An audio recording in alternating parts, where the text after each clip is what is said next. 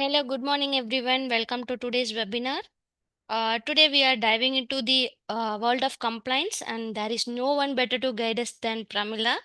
As a senior compliance leader, Pramila has spent her career helping companies build robust compliance frameworks that protect both their reputation and their bottom line.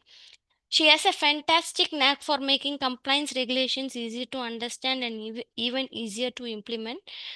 Today, she is sharing her top insights on PF, ESA, ELDI recent updates.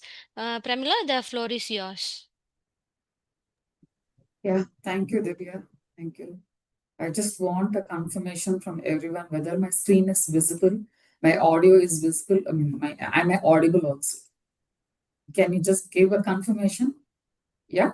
Yeah, Yeah. both Yeah. are. Good morning. Good morning, all. Thank you for the brief introduction, Divya.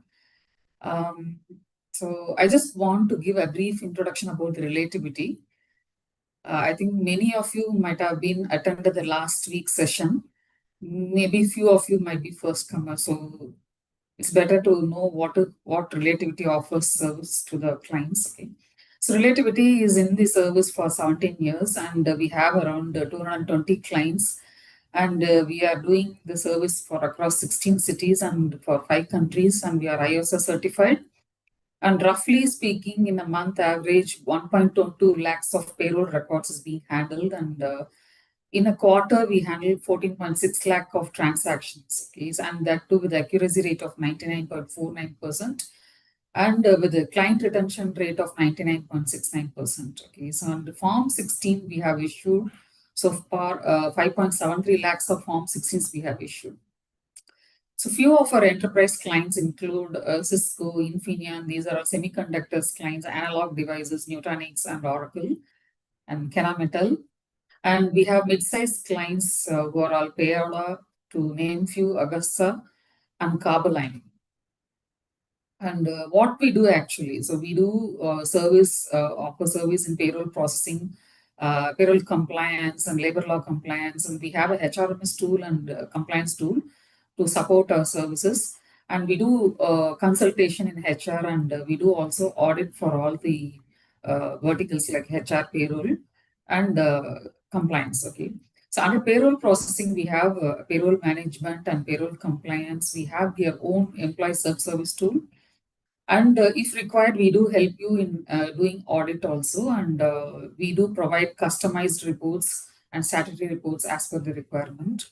And we do manage the payroll reimbursement also. So under payroll compliance, we have PF, ESA remittances and statutory filings, and we do audit assistance. And we have a smart operator tool to help us in payroll compliance.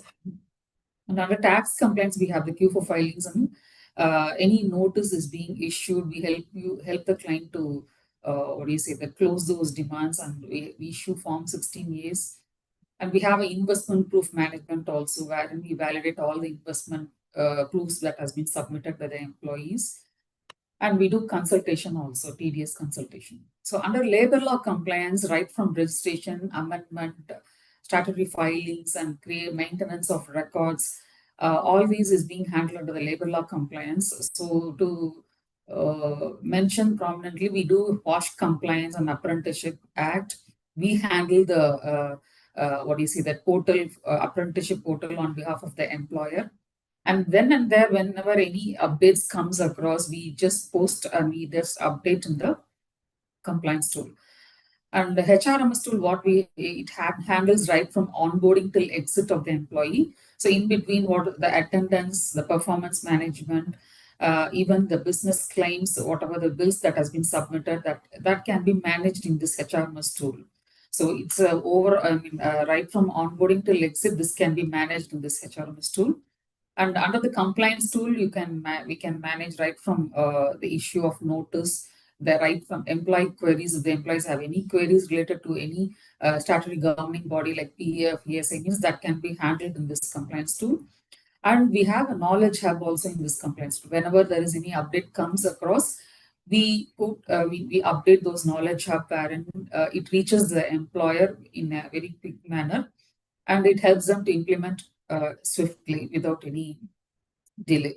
Okay, and we do have liaising activity also. So whenever there is any notice issued or if there is any query pending in the government official, means we liaise with the government officials and close those notices amicably and legally. Okay. So apart from all these services, we have add-on services to name few. One is Digital Data Protection Act. So this act, as I told you earlier, it is going to be fully implemented right from 2027 May. So it is advisable to make sure that you comply with this act because the penalties are very huge. Okay. And right now, what is the most happening project right now is the labor code implementation. So this is happening uh, right now with relativity. Okay, so make use of the expertise of the relativity. So we do have a very what do you say, the dynamic teams to handle this. Okay, so in today's agenda, we are going to see the introduction. We are going to have a comparison matrix wherein the old scheme, what is it available, and as per the new scheme, what changes has been brought in, and Vishwas scheme. This was newly launched Vishwas scheme, and finally we'll be having a Q&A session. Okay, so last week we could not able to handle this session, so that's why Divya has rightly organized after a week. Okay, so I request all the participants to please participate in this poll. We would like to understand the participants, you are from which company, what is your company strength, all these details. Please answer these few questions. So Divya, yeah. So we have a size between 1 to 100, 100 to 250, and 250 to 500, and 500 to 1000, and more than 1000. And which department you work, it is HR or payroll or compliance, and what type of industry you work for, like is it as IT, ITES and manufacturing or others. Okay. So I request all the participants to participate in this poll. Still 50% of the participants has to complete. Yeah, and I think we have more number of participants with the company size between 1 to 100. So I think 28%, I think it is increasing. Yeah, we have 29% between a company with the size between 1 to 100, and followed by 100 to 250. Okay. And we have many number of participants from the HR department, followed by payroll. Okay, almost 60% from HR and payroll. And we have more number of participants from the others. Okay, I don't know what others, maybe consultation firms or okay, and followed by IT, ITS sector and the manufacturing sectors. Yeah. So I think still we have few more participants to participate in this poll. Yeah, and still this 1 to 100 still leads. And I think most of the people are from HR background. Okay, so definitely this session will be helpful for them. What changes is happening and what corrective steps has to be taken. I could see more number of people from other sectors. Okay, so that is quite interesting. Last time it was different. This time the people from other sectors, they are more actually, 42% of them, followed by IT and ITS, which is 35%, and manufacturing 23%. So that is good. I think still few more participants has to participate. Please, I wish everyone to participate in this poll. So this gives a fair idea like for what type of audiences are there in our session. Yeah. Okay, so thank you all. Thank you. Okay, we'll just go into the topic. So here, this Provident Fund scheme, the Employee Provident Fund Scheme, the Pension Fund Scheme, the Employee Deposit Linked Insurance Scheme 2026, all these has recently been notified. We were expecting for quite a long time, and finally the government has notified these schemes. Okay, so this scheme remains effectively implemented right from 29th June 2026, and it supersedes all the old schemes like Employee Provident Fund Scheme 1952, the Employee Pension Scheme 1995, and the Employee Deposit Linked Insurance 1976. So I would like, I'm just throwing a question. I would like all the participants to reply to this question. It's a very easy to you for you to answer. Just give me a simple yes or no reply in the chat, okay? So I just want to understand whether the Employee Provident Fund Act, the Miscellaneous Provisions Act, has been repealed. Is it repealed? Can you just share your answers in the chat box? Well, if you say that it is repealed means please put yes. If you say that it is not repealed, simply you can answer no. Okay. So can you just share your reply in the chat box? So this helps me to understand how many of you are very sure about. Yeah. Fine. See, to answer this, the act remains active. Okay, it is not repealed. Okay, so maybe hopefully we may expect that it can be repealed maybe after 1 year period or 2 year. Okay, so it depends on the government decision, but the act is still live and it is not repealed.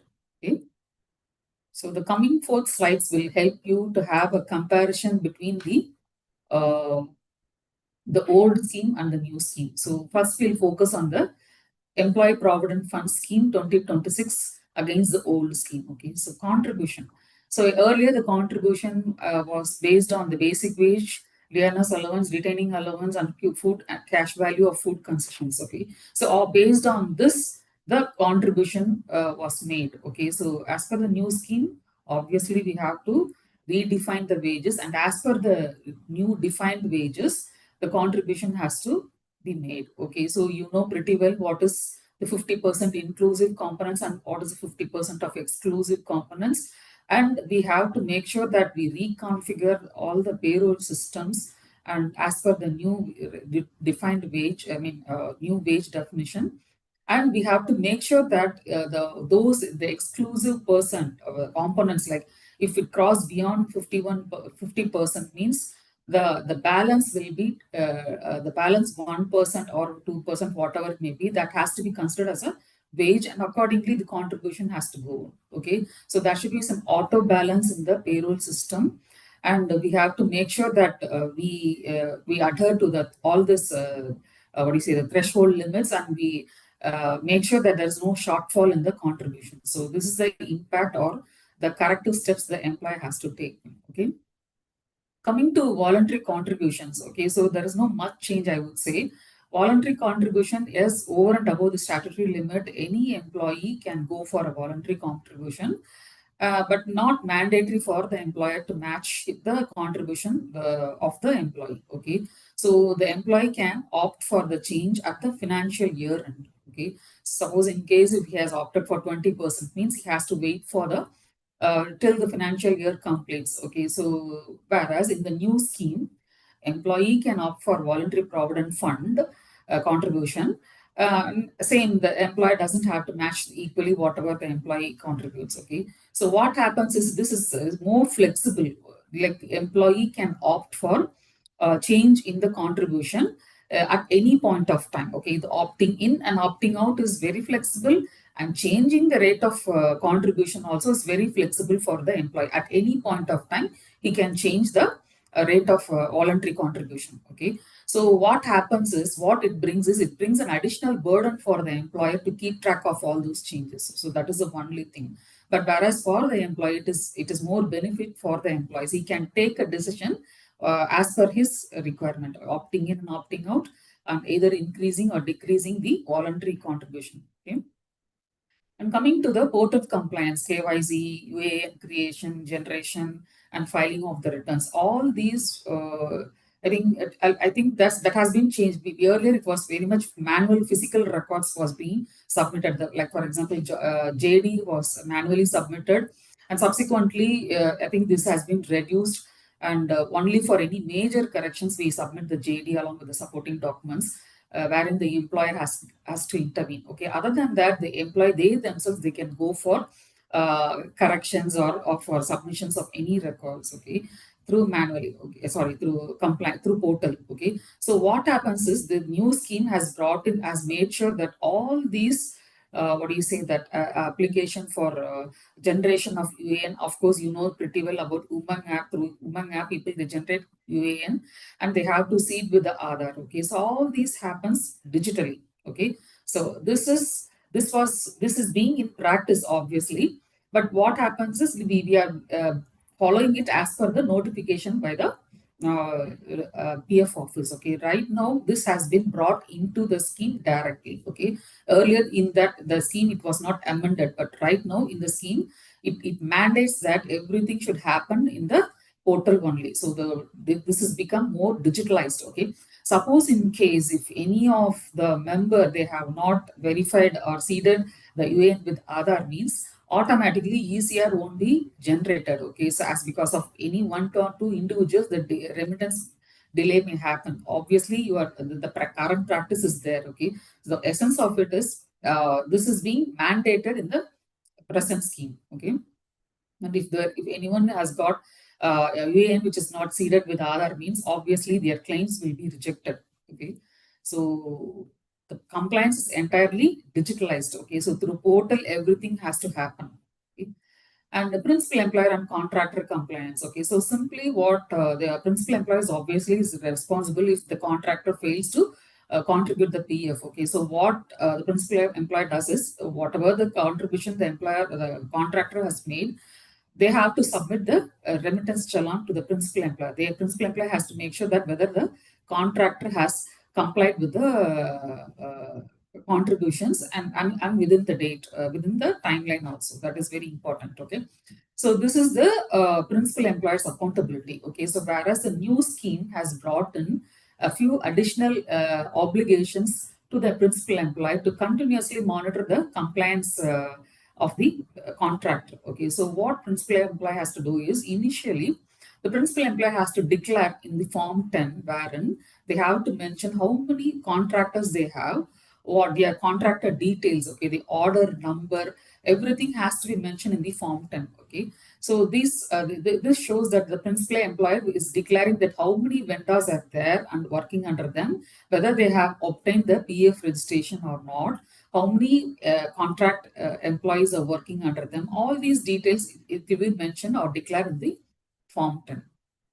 Okay, so this is somewhat bringing the accountability of the principal employer. Okay, so whoever the contractor he has engaged, he is making sure that they are complied duly with the PF. Okay, so this form 10 declaration the principal employer has to submit. Okay, so what contractor has to do? The contractor has to submit form 11, wherein he has to clearly mention the name, UAN details, what is the PF wages earned by the particular contractual employee, what is the contributions. All these details has to be captured in the form 11 and it has to be submitted to the employer within 10 days of the month end. Okay, so within 10 days of the month end, the contractor has to submit all these details to the principal employer.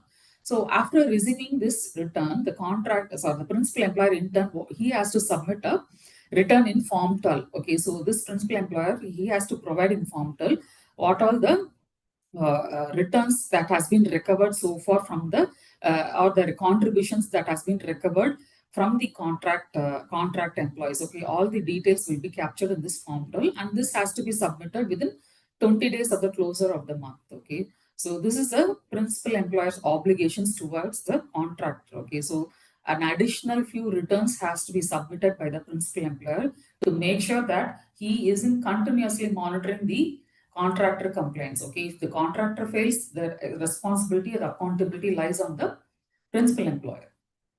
Okay, and withdrawals. So earlier in the old scheme, there were 13 different categories for the member to withdraw the fund. Okay, so there are a number of reasons stated in the earlier old scheme. Okay, so now in this new scheme, this is being simplified into 5 different broad categories. Okay, so one is illness. The member can withdraw the fund and 25% of the corpus fund should be there in the account. Okay, he cannot withdraw the whole amount. Okay, so 25% has to be there. And to withdraw that amount, he should have at least a continuous period of service of 12 months period. Okay, so that is very much mandated to go for the withdrawal. So for what reason he can withdraw the fund is, one is for the illness, okay, illness for self and for the family members, okay. So there is no limit for how many times they can withdraw that fund for the reason for illness, okay. And coming to education, education for self and even for the family members, okay. And that I think they can withdraw up to 10 times they can withdraw for the education purpose. They can in the membership tenure. In the membership tenure, they can withdraw maximum of 10 times for education purpose. And for marriage and housing, for both self and for the family members, they can withdraw up to 5 terms in their membership tenure. Okay, and same goes for the housing. So when we say housing, for purchasing a flat or a land or renovation of the house. For all these reasons, they can go for withdrawal of the fund 5 times, okay, in their membership tenure, okay. And for any critical circumstances, they have the option to go for withdrawal. This is more flexible. They can twice in a financial year, they can withdraw that fund for critical circumstances. So the scheme is more flexible, and they have the qualification period of 12 months period to avail this withdrawal benefit, okay. So but while going for withdrawal, there should be a 25% of accumulated corpus should be there in the fund to protect the long term savings, okay. And employer compliance requirements. See, whatever the returns that has been filed, like consolidated return or IW return or ownership returns, it is there in the new scheme. Okay, so there are a few other additional returns the employer has to do. One is furnishing the details of the branches, okay, the departments and the branches, and how many persons are responsible who have ultimate control over the branches. That has to be provided in the separate return, which is Form 8. Okay, so that has to be furnished by the employer. And Form 9 provides for the details of the 5 employees. The employer very well can choose 5 employees, and they can authorize them to sign all those documents or the claim forms which are supposed to be submitted on behalf of employer. All these 5 employees can sign those documents. Okay, so in Form 9, they have to declare these 5 person details. Okay, so along with that, they have to submit the supporting document to validate all these 5 persons. Okay. And apart from that, there are this monthly returns in Form 5 and ownership return in Form 6. And ECR once generated, it has been given a form number. Okay, that is Form 7. That is the Form ECR. Okay. So this is an additional compliance and reporting responsibilities. Okay, so it is considered as a deemed compliance once the employer filed all these returns online. Okay, so once the employee has submitted all these replies, it is deemed as the employer has complied with all the provisions. Okay, so that is very what do you say, that it is reducing the burden of the employer, I would say. So if you have submitted all the returns on time, it is deemed as complied. And damages for delayed payment. Okay, so earlier, based on the number of period of default, the percentage of damage is roughly between 5 to 25%. But now the scheme is more flexible, and it is giving more concession to the employer. Okay, so comparatively speaking, the damage rate is very much less actually. So we have to go through this recently launched scheme, Vishwa scheme, wherein the maximum percentage is 1% per month. Okay, so this is comparatively speaking, it is reducing the financial burden of the employer. Okay, when compared to the old scheme.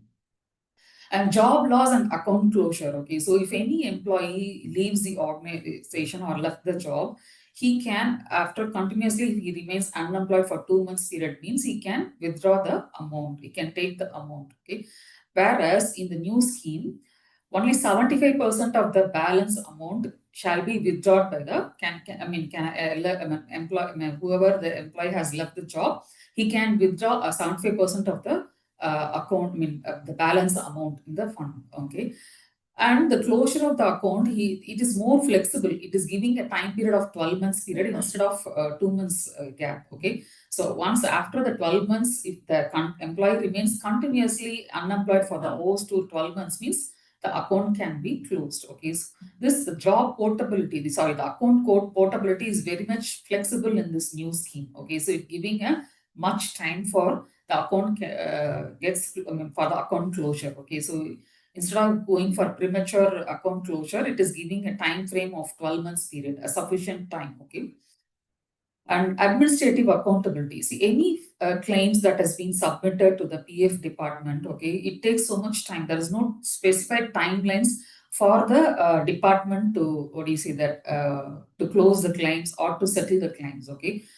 So as per the old scheme, there is no specified timelines has been defined, whereas the new scheme, it mandates a specified timeline. Okay, so any claims that has been submitted within 20 days period, the authority has to process the claims. Okay, provided all the submitted documents is perfect and there is no what do you say, that requirement from the employee side or from the dependent side to submit further, means they have to process the document within 20 days time. Okay, if they fail to do so, the authority is being penalized. Okay, so how he is being penalized means 12% per annum that has been deducted from the salary, official salary. Okay, so this is something new. Obviously we have to wait and see, because even the death claims we are getting years together, the death claims is not being settled. Okay, so for very few other reasons which the left employee cannot come back and say that I worked on all these organizations, so the fund has to be transferred from this company to that company. So this is these kind of issues are coming across. People even before the PF was digitalized, means like before 2009. So these are all few cases wherein it pulls, I would say that even years together, this is being pending. Okay, so now the PF scheme, the new scheme has brought a specified timeline wherein the authority has to act within the timeline, and if they fail to do so, it is penalizing the authority also with a 12% per annum actually. So what happens ultimately means, like we keep on following it up with the PF department. Okay, so we'll be explaining to the caseworker what is the issue. So once after finish explaining the caseworker, the next caseworker gets changed, and meanwhile the commissioner also changed. So it again it's start right from the scratch. So this is the few issues we come across in the PF department. And if it is not possible, what we do is, like, people will advise them to raise the grievances in the portal. Okay. So I think we can expect some what do you say, that reduction in the follow-up with the continuous follow-up with the PF department, and even the grievances also may likely to get reduced. Okay.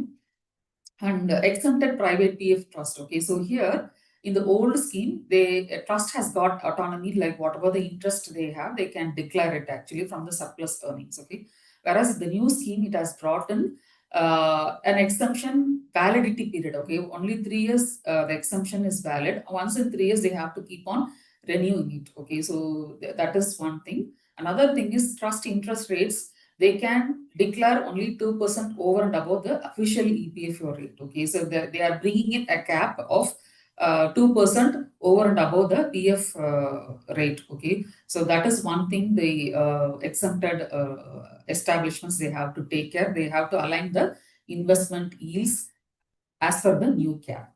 Okay, so that is regarding with the EPF, Provident Fund Scheme.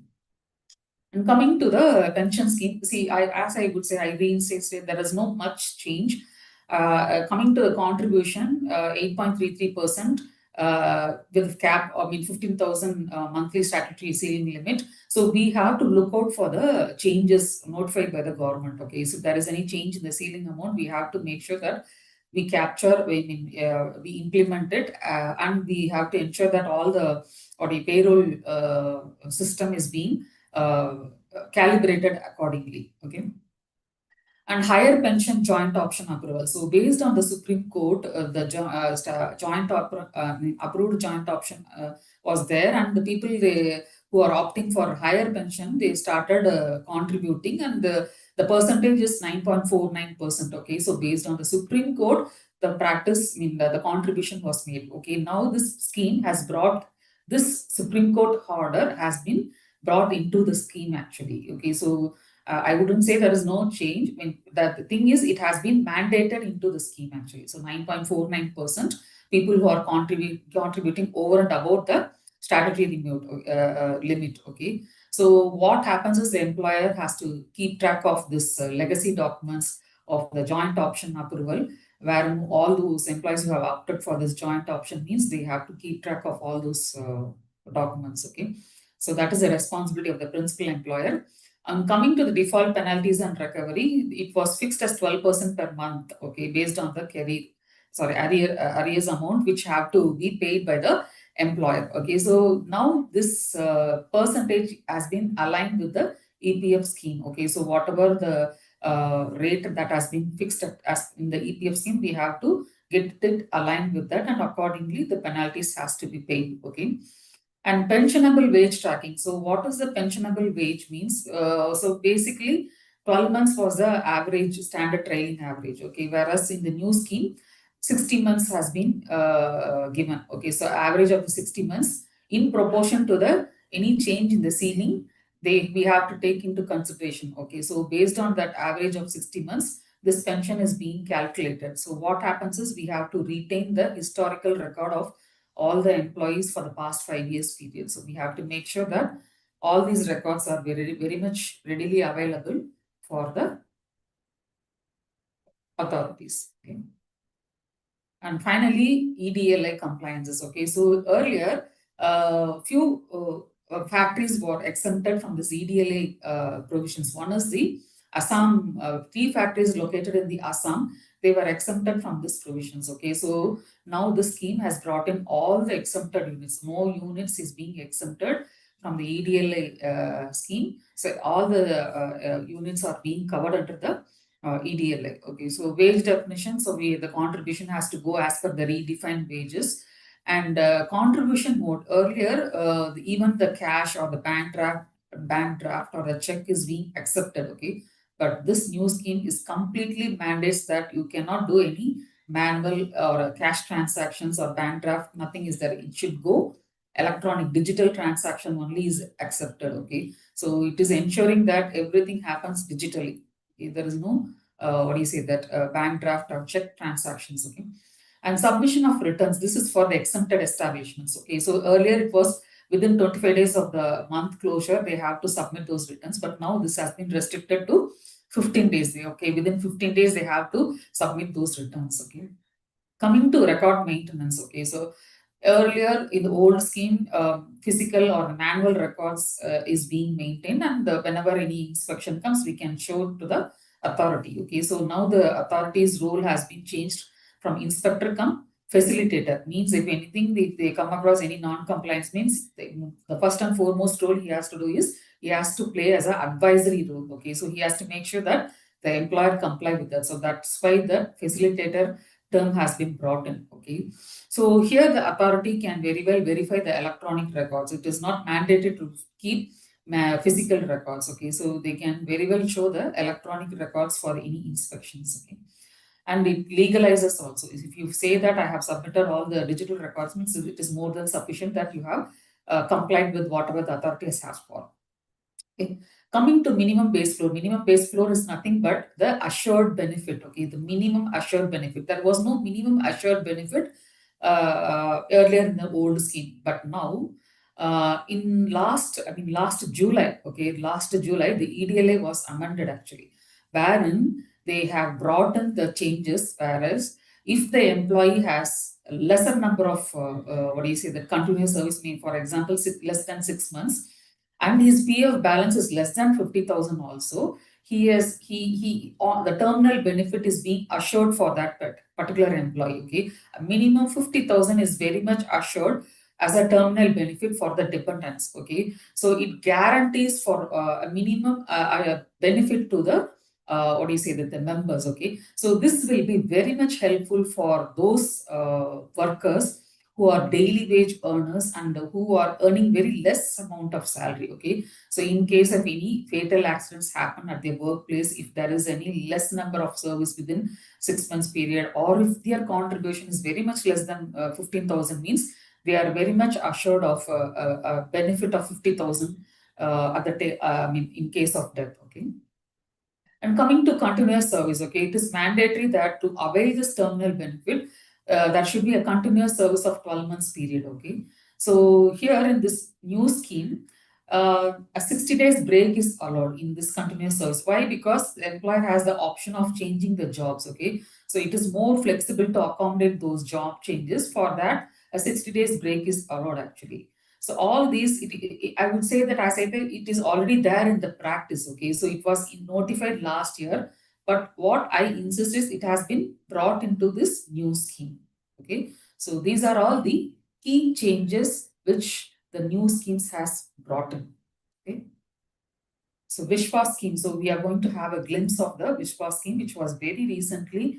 I see. Obviously, when you go through this PF scheme, right? So you have this annexure wherein you have what is it? Employee enrollment scheme. We have Vishwa scheme, and we have the amnesty scheme. So employee enroll scheme is those employees who are very much eligible for the PF, but they have not been covered. Means they can be very well enrolled with the least damage amount. Okay, so this is for the benefit of the employees. They can make utilize of this opportunity, but that scheme is valid for 6 months period. Okay, and this Vishwa scheme is again what do you say, that any order or long pending disputes which is related to the 14B means this can be settled with the minimal what do you say, that damages amount. Okay, so this is being effectively implemented right from July 9th onwards. Okay, and this scheme is very much valid for 6 months period. Okay, so as I told you, employee enrollment campaign is there,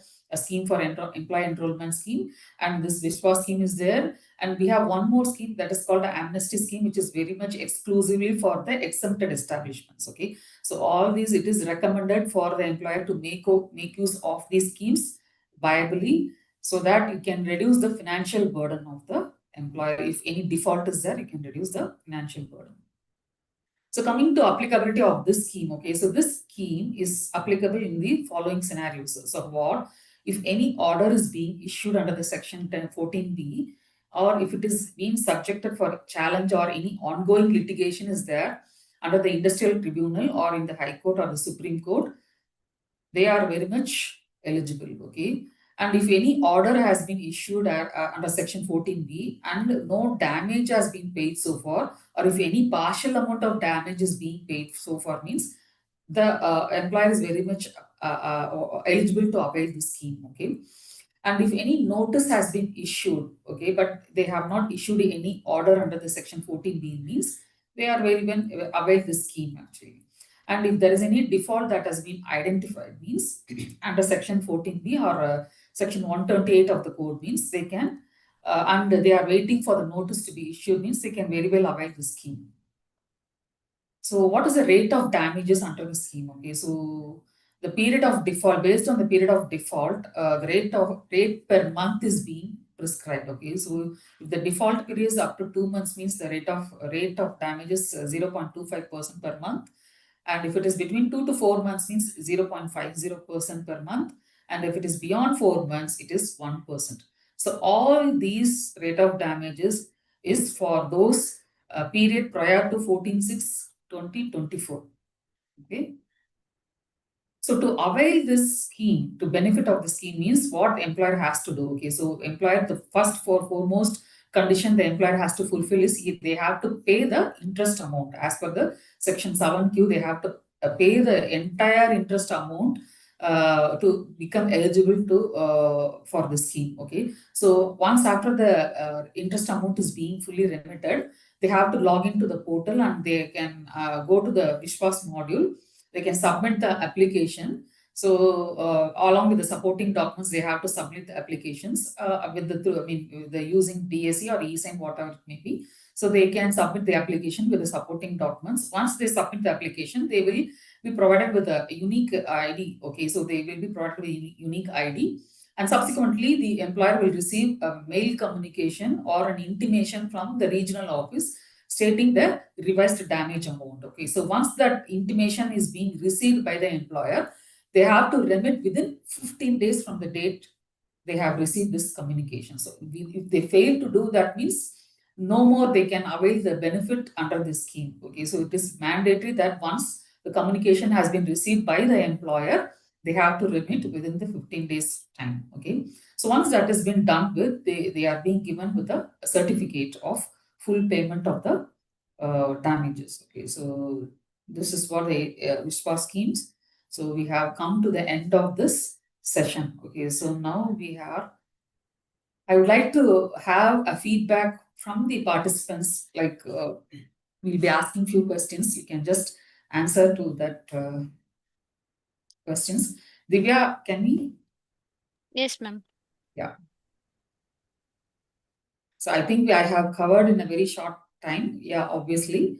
So we what we have to say is we have to look in for the changes in the portal. Okay, so the portal is under the renovation, and we are keep on receiving some what do you say, that the PF is being receiving what do you say, some grievances regarding the portal also. So they are I mean we can expect this version 3 of PF portal very soon. So once the portal is being what do you say, that renovated or intimated by the authority, we may have to what do you say, that comply with the new schemes. Okay, so till such time, please make sure that you are in the transition period. Okay, so whatever that is being there in the old scheme, you make sure that you comply with that. So once the transition is completely to the new scheme, means you can keep on following the new scheme provisions. Okay, so this is what, as an employee, you have to change. And we also have to look out for the notification if any change there in the ceiling wage. Okay, so that is very important.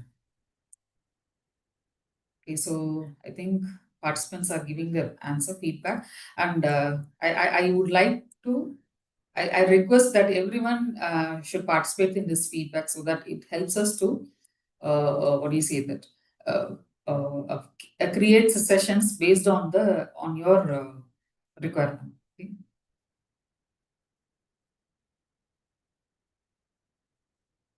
So we could see.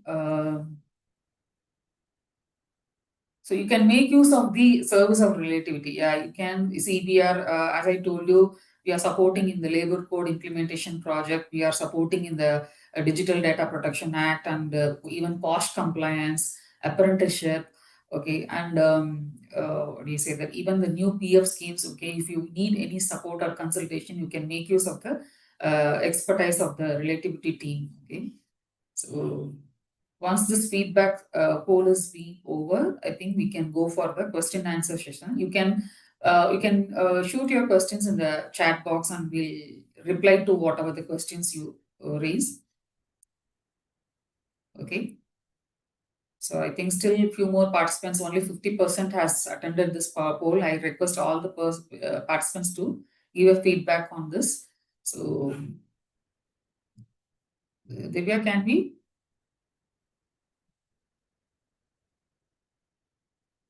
Yeah, ma'am. Yeah. Okay, so we'll have so we are very much active in the LinkedIn.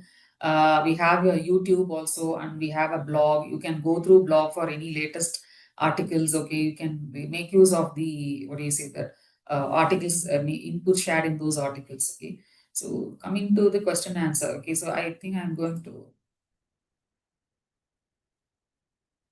We have Arun also in our team. Okay, so Arun also will be helping you to reply to all those questions.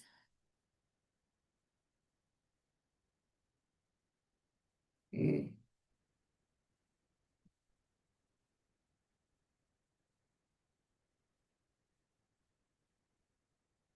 I could see no. Okay, fine. Okay, fine. That was the reply. Yeah, good. Many of you has given a reply saying that whether the PF Act has been repealed or not. No, many of you has given no. Yeah, that's good. Okay.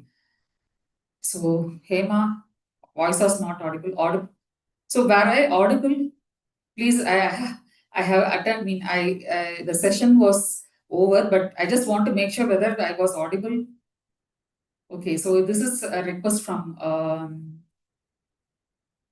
thank you. This is regarding payroll structure. I think this question is from Padmavati. Okay. This is regarding payroll structures. Do we have to alter the salary breakup? Please, yes, you have to go for the pay. As per the redefined wages, you have to structure your wages. Okay.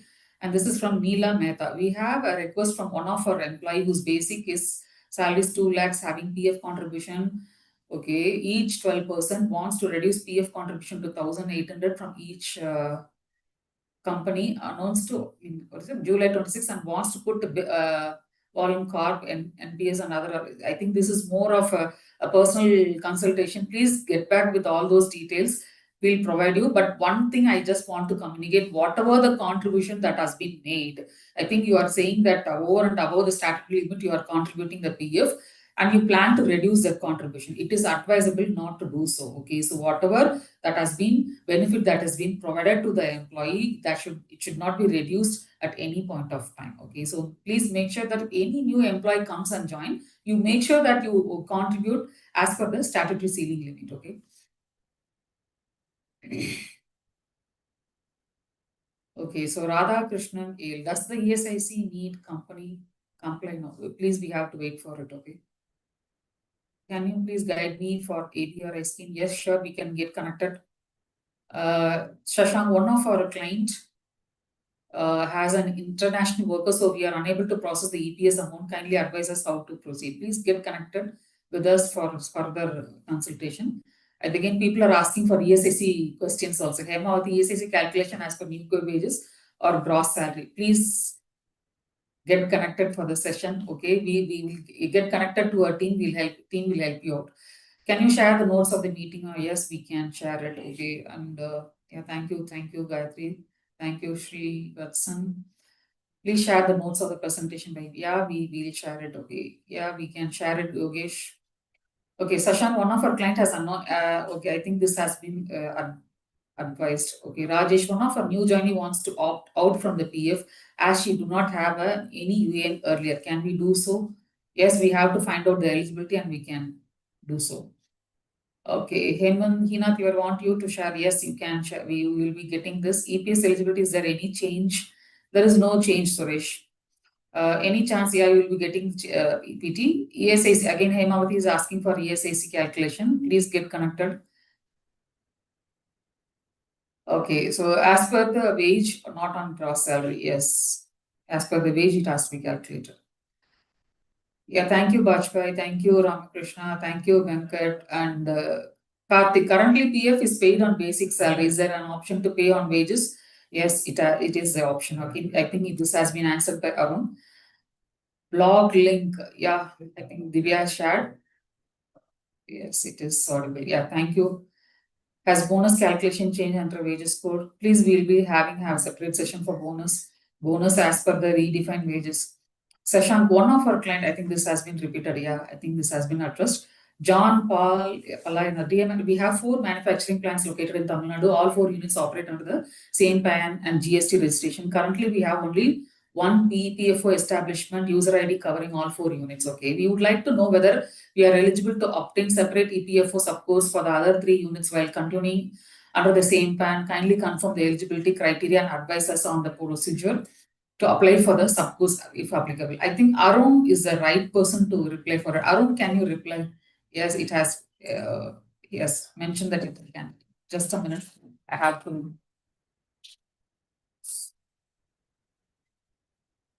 Okay, so Bajpai, what will happen in case of merger amalgamation of 2 establishments, both of which are having the exempted PF trust?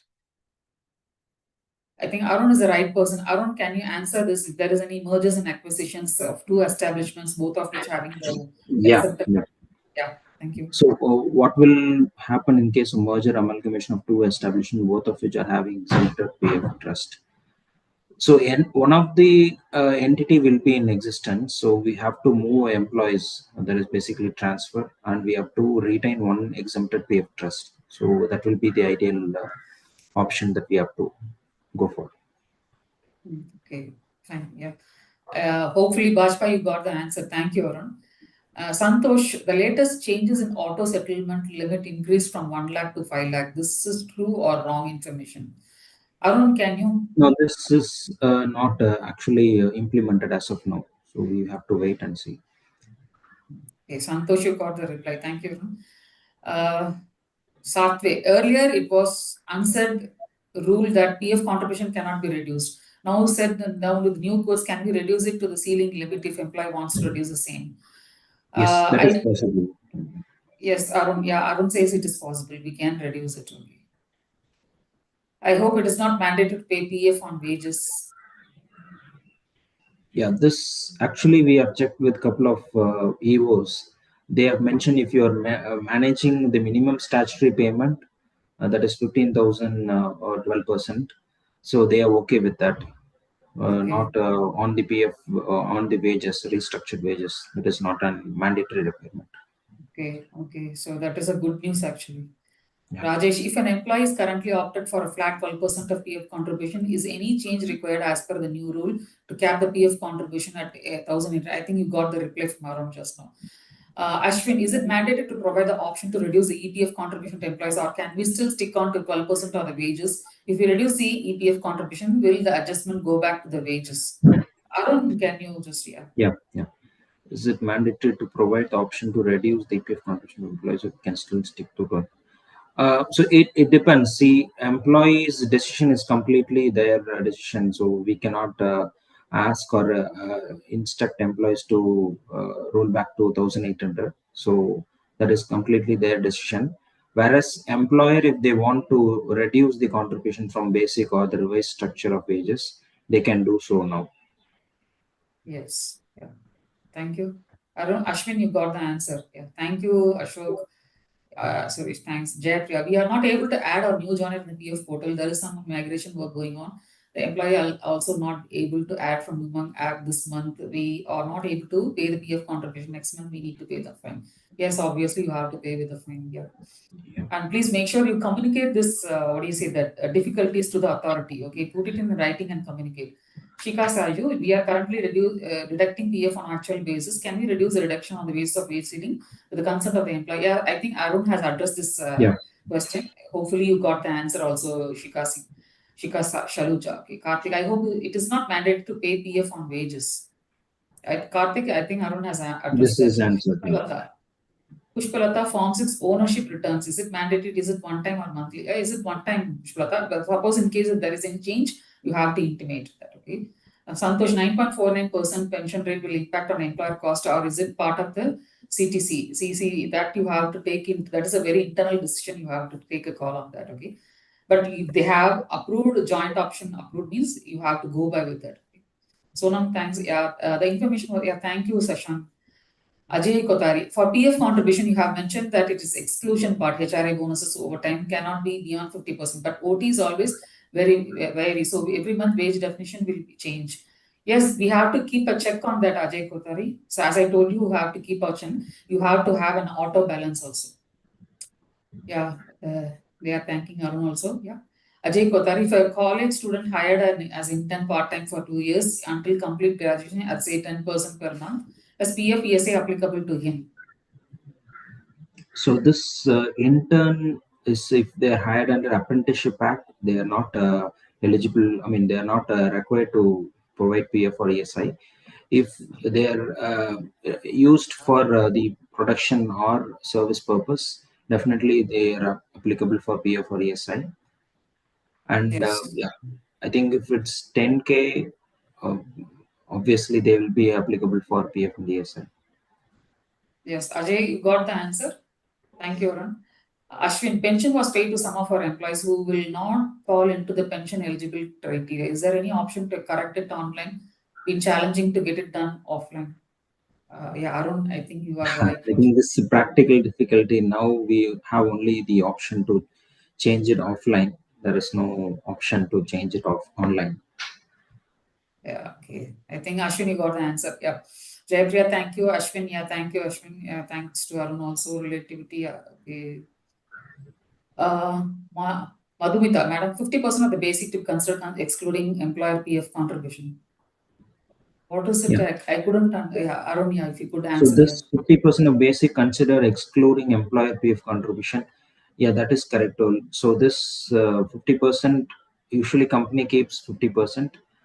This will be now an inclusion component, basic plus other inclusion component you have to consider for PF. If you want to consider for PF, you can consider. Otherwise, you can stick to 15,000. Yeah, statutory limit, advisable to adhere to statutory limit, yeah. Unnecessarily going for over and above the Yeah. statutory, okay. And this is from Sarasu Saktivel. Ma'am, we are unable to add the new joiners to the PF portal. These employees joined during the last 2 months. Could you please confirm whether we should add them under their actual date of joining or under the current PF registration month? No, please, that is offense. Okay, don't do that. You would have already deducted the PF amount from their salary. Okay, so you have to do from the actual date of joining. Provided you can pay the penalty instead. Okay, if you could not, you can state the reasons to the authority why you could not able to do so. So that's why this Vishwas scheme has been launched with, okay. Through the Vishwas scheme, you can approach the authority. Okay, hopefully you will have a lesser financial burden. Okay. And yeah, thank you, Ajay. And Suresh, what if the college students doing internship 6 months final semester but not registered under the apprenticeship act? Arun, So I think basically now Arun can there answer. is, yeah, so I will, so there are two acts actually. One is Apprentice Act, where you can straight away exclude employees, I mean, apprentice who are hired under this. There is one more scheme recently been introduced, that is PM internship scheme. If we are enrolling under this scheme, I think we can exclude Provident Fund or ESIC. Otherwise, we have to remit the PF.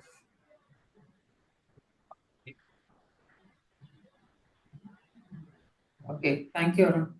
Yeah, people are thanking Arun. Thanks, Arun. Yeah. Shika Shalja, we want to change the PF deduction from actual basic to wage ceiling from July 26 with the concern of employee. How will we calculate the PF arrears if we are providing increment in the month of July 26, which will come into effect from April 2026? For April, May, and June 2026, we have filed the PF returns as per actual, and we want to reduce it to the wage ceiling now. So you can pay as an arrear, right? Arun, is that correct, right? Yeah, you got it. So this is, I think, Arun, you can pay as an arrear, Shika Saluja. Yeah, Purnama, yeah, thank you, Purnama, yeah, thanks, okay, thank you so much, Kaveri. Yeah, notice time salary, is it mandatory to pay the PF? I couldn't get Kaveri what you're Yeah, trying to convey. Yeah, Sarsu, yeah, thank you. And Yogeshwin, yeah, thanks, Yogesh, thank you. Yeah, thank you, Suresh. Can you throw light on PF intern scheme? See, we have to have a separate session for that. Yeah.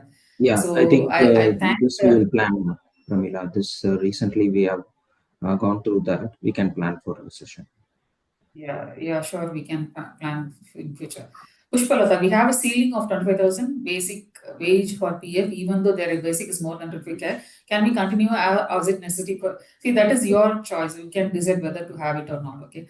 So yeah, Soumya, yeah, thank you so much. Yeah, thank you, Maya. I thank Arun for replying all those crucial questions people were asking. That will be really helpful for them. So thank you so much. I think Divya, can we end the session? Yes, ma'am. Yeah, Thank you, thank you. everyone. Thank you. Thank you so much. Thank you all.